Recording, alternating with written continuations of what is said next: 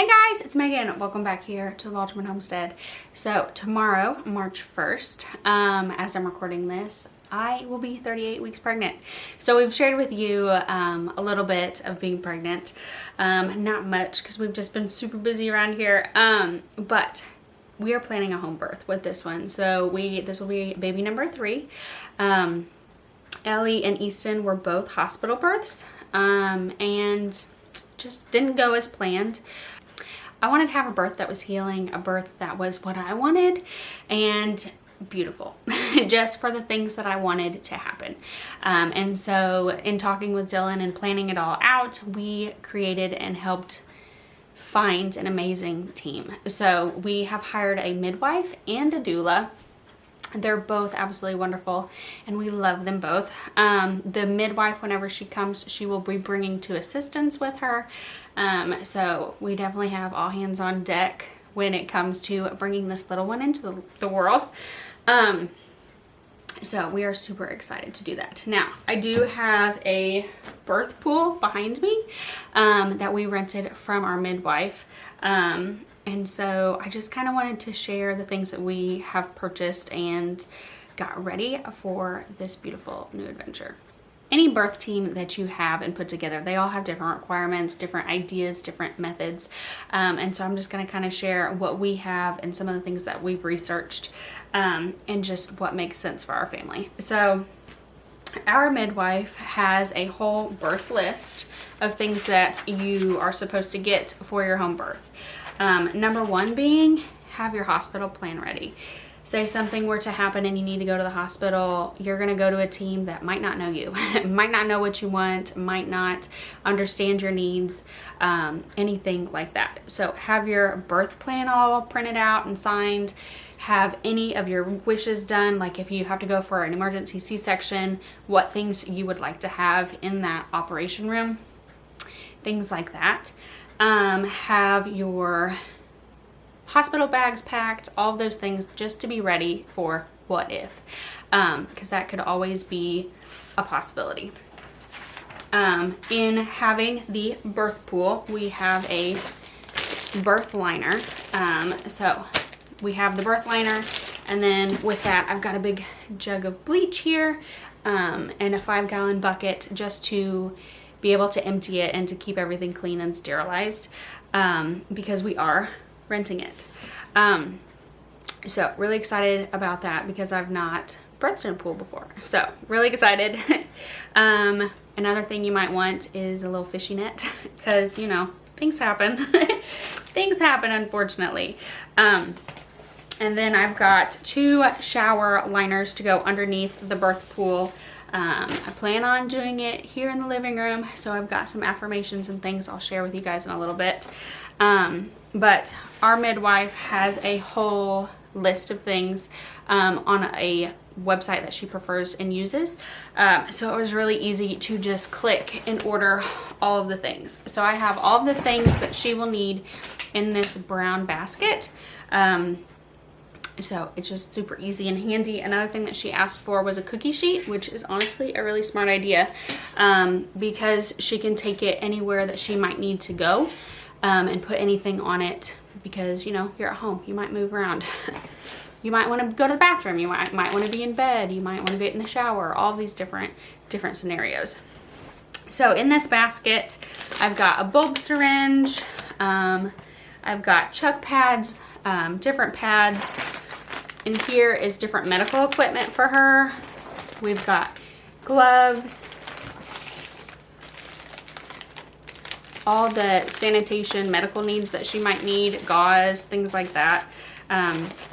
So like you would have the things that you would need medical wise, kind of from a hospital. One thing that I thought was really neat is this amniotic applicator. So say you've got some fluid that you don't know what it is, you can swab it and the end will turn a dark black purpley color, and then you'll know if it's amniotic fluid or not. If it doesn't turn that color, then it's not. I've got a peri bottle as well. And then one thing that I thought was really neat with this birth kit is it came with a peri tea. So it's got Comfrey, Shepherd's Purse, and then Ursa, in here. So you can make a tea and then put it in your Clary bottle, or even put it in the bathtub, and just be able to jumpstart your little healing process that you got going on. And talking about healing process, I've got this bag all ready to go. It's already sitting in the bathroom for things like that. When it comes to your aftercare, in the hospital they have tuck pads, and so I just kind of made my own homemade version. It is just premium cotton rounds, they're lint free, that I just plopped in here and just dumped in some witch hazel. So I've got those to go as well. I will probably keep that in the fridge to let them be cold. Another thing, talking about that I've learned from my past experiences is making like kind of ice packs. So you can take a big maxi pad and pour witch hazel on top, and then fold it back up and stick it in the freezer.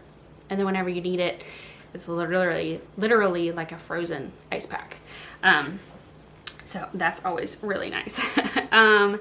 I've got some hydrogen peroxide, and then I've got some more witch hazel here. And then I went ahead, this wasn't on the list, but I got some disinfecting wipes just in case we need them for some reason. And then I've got some vitamin E oil as well.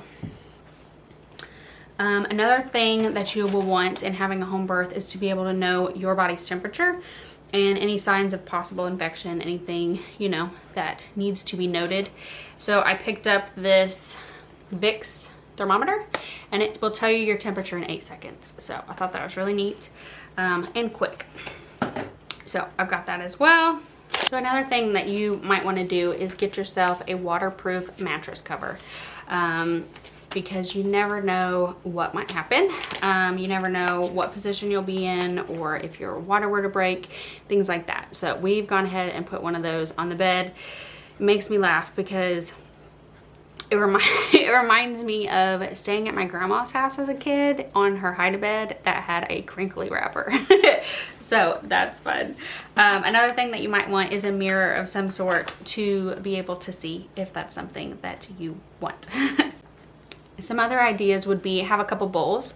One bowl will be for your placenta to put in, and then you'd have the ability to have it completely finish pulsating out and allowing your baby to get their own blood back out of that placenta. And then also have like a big bowl, like I've got a big stainless steel bowl that I'm planning on using, that I'm going to fill with ice water to then drop some wash rags in, so that I've got some really cold compresses. And then I've also got a 2-liter Sprite sitting aside because I typically get nauseous, get sick at some point. And so hopefully those things will help. Hopefully. But I've got a laundry basket here full of towels for you know, when they're needed. Also have some transfer cloths. So like this one is from our previous hospital births, and then this one, I've got several really cute patterned ones. But have some of those set aside as well, along with like little hats and things like that to keep your baby's temperature regulated after it comes out. In talking about Sprite, I've got some little snacks. So I had these when we did our birth class a couple weeks ago, and they were really good. So I've shared that I've got a food allergy, and I kind of gave up on trying to find safe granola bars because typically they're not. But this company Made Good has some really good ones, and it's all natural, organic, really good ingredients. So I picked up a couple different ones of those, also just to have in the middle of the night as a snack, or you know, whatever, after the baby has arrived, and I don't have to necessarily get up and go somewhere. So after your little one arrives, you might decide you want to breastfeed. So I'm a big supporter of breastfeeding, absolutely love it. I breastfed both of our kids almost 2 years each. I think Ellie was 22 months and Easton was 18, or vice versa.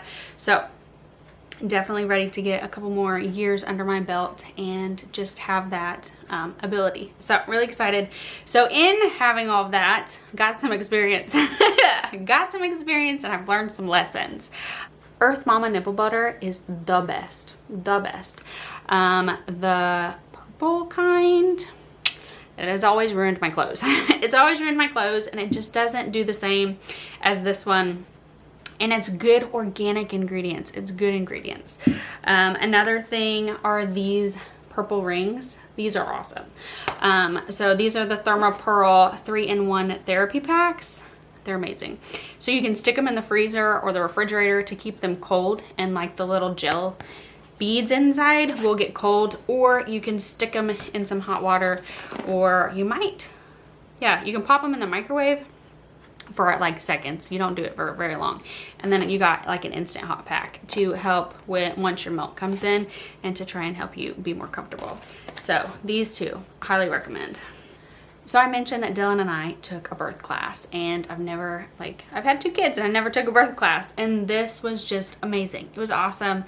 We learned so much. It was 2 days, and we walked away feeling really confident and empowered and so knowledgeable. Got all the questions that we had answered. Absolutely love the doula that taught the class. Fantastic. But one of the things that we learned while we were there is about a Reboso. So this is just a beautiful part of the Mexican culture, and it's basically a big piece of fabric that's woven, and so we ordered one. It's 9 feet long, and it's beautiful. It's beautiful, but being that long, you can also turn it into a wrap. And so with having that, there's all sorts of different positions that you can do. On your hands and knees, standing up, you can throw it over a door and kind of hang in it. Like, there are just so many different ways that you can use it to help with your labor and to help try and be more comfortable. So I'm really excited to use this and try it out. So we had our baby shower over the weekend. And I just thought it would be beautiful to leave little cards on the tables for family and friends to write little inspirational quotes or Bible verses, things like that. So I've gone ahead. Over here behind me, I have printed out their scripture verses. And then on the little entertainment center behind me is notes from family. So I have several more of those to hang around the living room and to hang in different birth spaces, just to have that affirmation. So we are just so excited to kind of share this with you and share kind of the knowledge that we got and some of the advice and things. But like I said earlier, every birth team is different. Everybody has different ideas, different opinions, uses different products, all of the things. So I shared what we are going to be doing, but do your research. Do your research. Ask the questions. Always remember that it's your birth, it's your baby, and you have the right to say no. You have the right to make compromises with the team that you have, and most of all, you have the right for informed consent. So ask the questions, do the research. If you have any questions, drop a comment down below. Thanks for joining here at the Wolterman Homestead. As always, take care and God bless.